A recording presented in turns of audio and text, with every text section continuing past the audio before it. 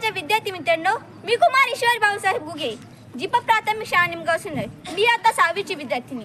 मी आज आधुनिक तंत्रज्ञानाचे फायदे व तोटे या खूप महत्त्वाच्या विषयावर बोलणार आहे. मित्रांनो, आजचे आणि उद्याचे भविष्य निश्चित तंत्रज्ञान म्हणजे टेक्नॉलॉजीच आहे. मी आता दूरवर असलेल्या देशातील नातेवाईकांशी एका क्षणात व्हिडिओ कॉलने संपर्क करू शकते.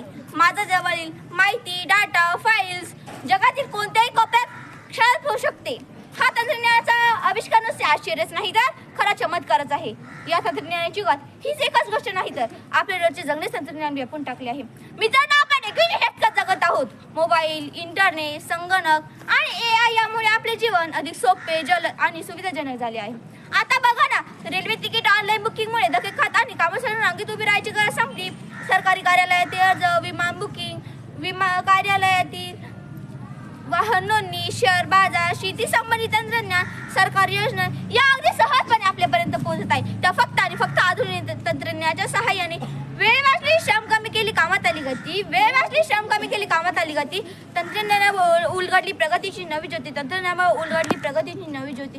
आज मी मला हवे ती शकते कोणती भाषा, विज्ञान, गणित किंवा संगीत यासाठी मला ऑनलाईन वर्ग, शैक्षणिक ॲप्स, ई-लायब्ररीमुळे घरबसल्या शिक्षण मिळू लागले आहे.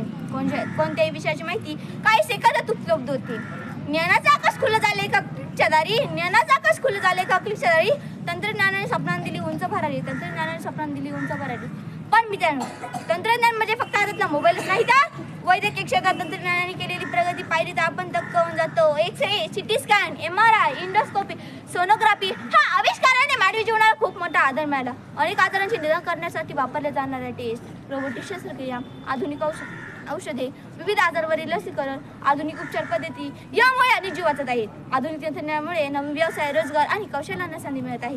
E commerce, digital marketing, app development, content creation यासारखे नवीन व्यवसाय उदयाला आले. घर बसले व्यवसाय करणे शक्य झाले, जसे की Amazon, Zomato, Meesho, ओला, उबेर, फोनपे, पेटीएम हे तर रोजच्या जगण्याचे भाग झाले. तंत्रज्ञानामुळे कमी भांडवलात स्टार्टअप सुरू करता येतात. नवकल्पनांना इंटरनेटमुळे ग्रामीण आणि दुर्गम भागांनाही संधी मिळत आहे.